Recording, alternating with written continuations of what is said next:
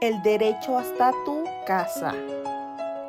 Muy buenas tardes, queridos oyentes, señora, señor, niño, abuelita y demás personas que se encuentran en estos momentos escuchando nuestro programa radial titulado El derecho hasta tu casa. La saludo desde cabina su queridísima amiga. En el programa, que junto con todos ustedes analizaremos temas de gran interés que afectan no solo a nuestro país, sino al mundo entero. Si bien el tema principal es la cuantificación, declaración y extinción de la obligación tributaria, que sin duda se relaciona al derecho fiscal. Recordemos pues que el derecho fiscal es el conjunto de normas jurídicas, al igual que otras disciplinas del derecho, que regulan y sistematizan los ingresos fiscales del Estado. Es entonces donde analizaremos de manera muy concreta y clara la clasificación jurídica de las contribuciones fiscales, los impuestos sobre el patrimonio, sobre el consumo y sobre el ingreso de impuestos sobre la renta, personas físicas y morales, el impuesto al valor agregado, al igual que los impuestos sobre la producción, el consumo y las transacciones, y por lo tanto el impuesto de comercio exterior. Es por ello que contamos con la grata presencia de dos invitadas especiales que nos ayudarán a analizar este tema desde distintas posturas. Nuestra primera invitada especial es la licenciada en Derecho por la Facultad de la UNAM. Cuenta con una maestría en Derecho Fiscal. Sea muy bienvenida, Mariana Márquez. Muchas gracias por la invitación. Es un gusto para mí estar con ustedes el día de hoy y poder hablar de estos temas que llevamos a cabo en nuestra vida diaria. Por otro lado, tenemos a una gran amiga, que además es licenciada egresada de la Universidad de Guadalajara. Cuenta con una maestría en Economía de Planificación Fiscal Internacional. Gracias por estar con nosotros esta tarde y sea muy bienvenida, licenciada Kairi Navarro. Hola, muy buenas tardes a todos los que nos escuchan. Muchas gracias. Y al contrario, el gusto es mío el acompañarnos en su programa. Pues bien, entrando en tema, Kairi, sin duda en la actualidad toma un papel muy importante en la materia fiscal el tema de las contribuciones. ¿Qué nos puede decir acerca de esto? Bueno, si bien en la actualidad cuando hablamos de contribuciones, automáticamente se nos viene a la palabra intereses. Quizá y sí existe una relación entre estos, pero es importante señalar que todos los impuestos son contribuciones, pero no todas las contribuciones son impuestos. Ya que si bien las contribuciones son ingresos que el Estado recibe gracias a las aportaciones obligatorias realizadas por nosotros mismos, que somos los contribuyentes, y con los cuales se desempeñan sus funciones como la realización de obras de infraestructura o la provisión de servicios de salud, educación, entre otros muchos más. Creo que es una explicación muy clara la que nos acaba de proporcionar. Pero ahora bien, ¿cuál sería la clasificación de las contribuciones? Si bien en el artículo 2 del Código Fiscal de la Federación dice que en México hay 4 tipos de contribuciones: los impuestos, las aportaciones de seguridad social, las contribuciones de mejora y los derechos.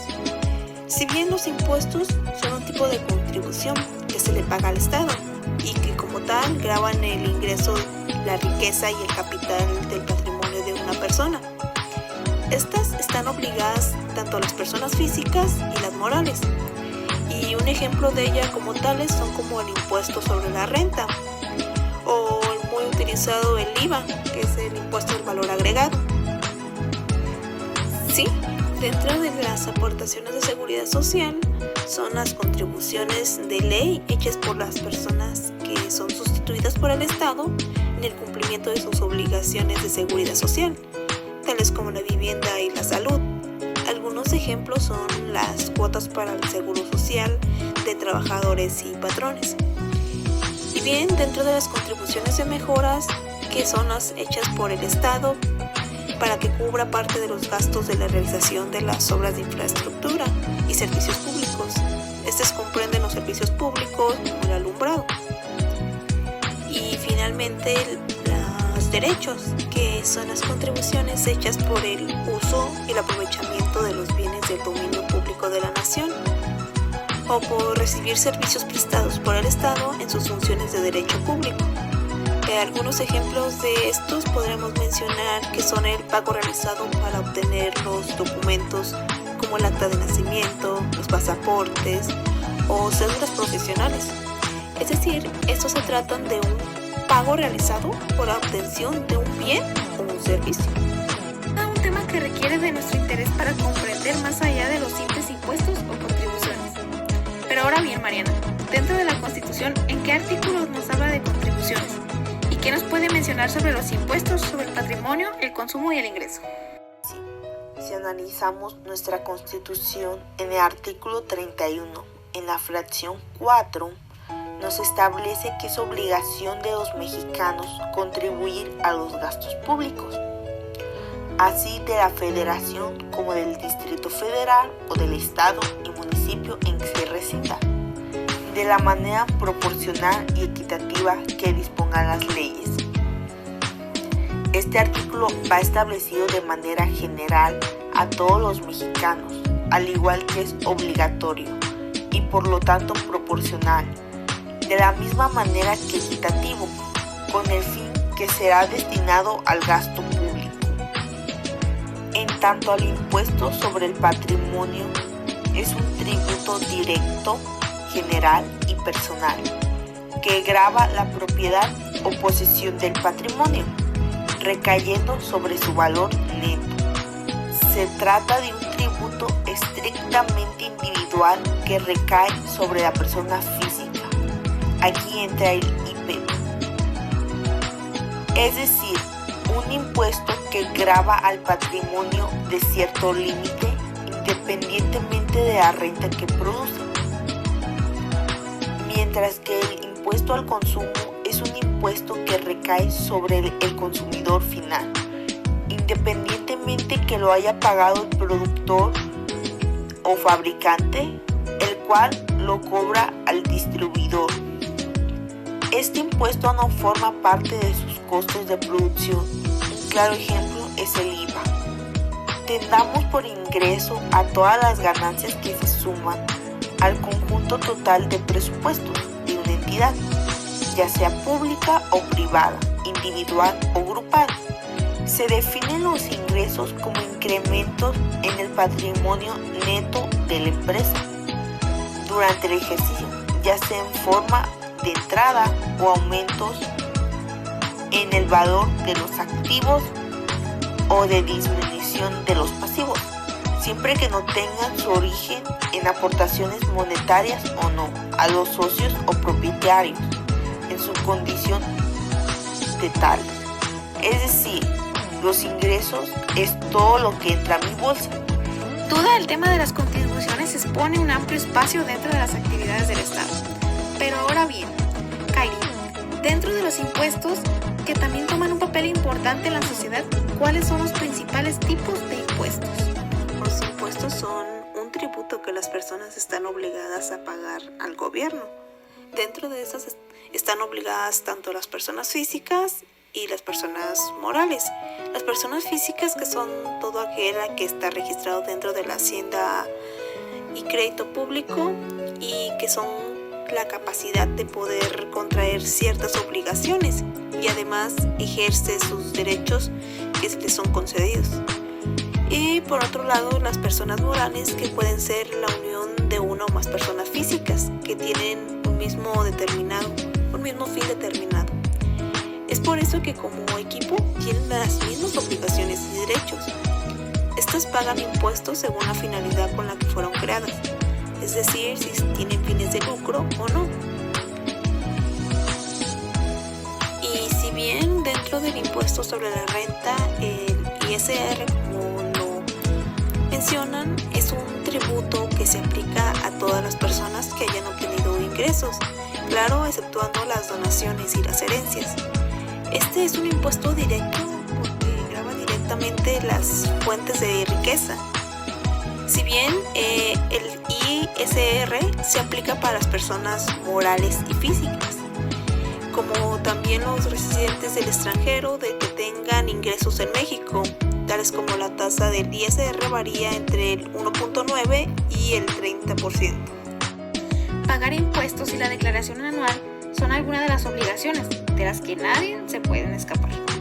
Los impuestos se pagan por distintas razones y es muy importante que se esté al día con esto. Pero dime, Mariana, ¿qué nos puedes decir sobre los impuestos al valor agregado?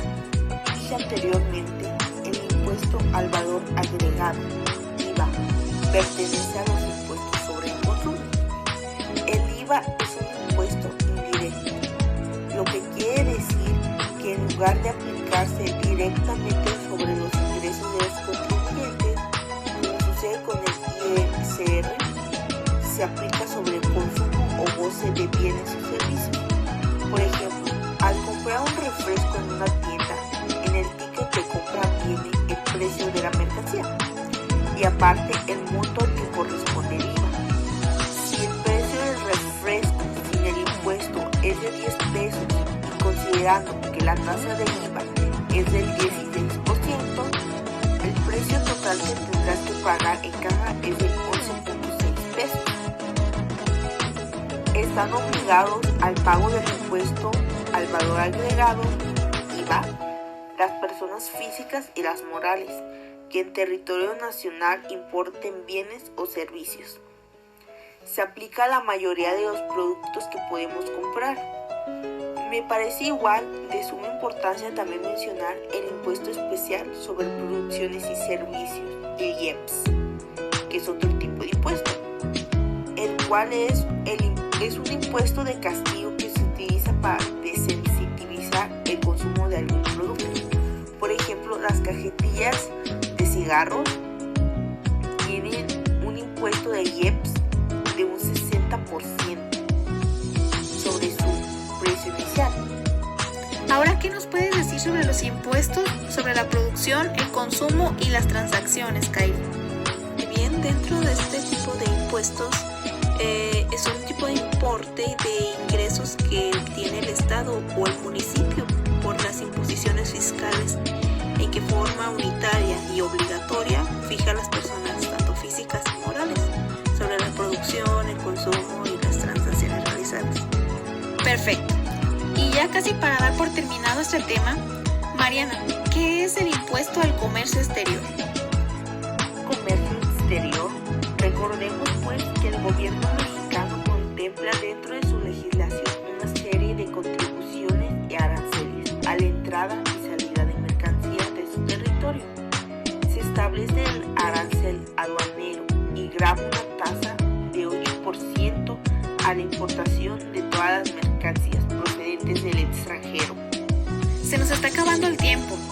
Por ello quiero concluir estas dos preguntas. Kairi, ¿qué es la doble tributación y la tal nombrado Sistema Nacional de Coordinación Fiscal? Resumiendo, el concepto de doble tributación se refiere a gravar con un mismo impuesto varias veces a un contribuyente que tiene un mismo ingreso con base en un único hecho generador. Si bien se debe tener en cuenta que existen dos tipos de doble tributación. Una sería la económica, que se grava el mismo ingreso a dos o más personas, sin diferenciar si son naturales o jurídicas. Y bien, por otra parte estaría la jurídica, que esta es cuando un mismo sujeto es grabado varias veces en distintas jurisdicciones, o sea, se graba la misma renta y al mismo sujeto más de una vez. Y bien, ya por último, dentro del Sistema Nacional de Coordinación Fiscal, esta es la Ley de Coordinación Fiscal, es como tal el marco legal que se encarga de que todas las autoridades de recaudación de las entidades, tanto federativas y los municipios de México, colaboren en un orden. De acuerdo a su artículo primero, el objetivo de esta ley es coordinar el sistema fiscal de la federación entre las entidades federativas, municipales y demarcaciones territoriales para establecer la participación que corresponda a sus haciendas públicas en los ingresos federales. Las contribuciones como equivalentes o sinónimos de los impuestos. Sin embargo, como ya escuchamos, la legislación fiscal mexicana es la más específica al respecto. El pagar impuestos son algunas de las obligaciones de las que nadie se puede escapar. Los impuestos se pagan por distintas razones y es muy importante que se esté al día con estos. No importa que sea en una persona física o una empresa, ya ya que están obligados a cumplir con los impuestos.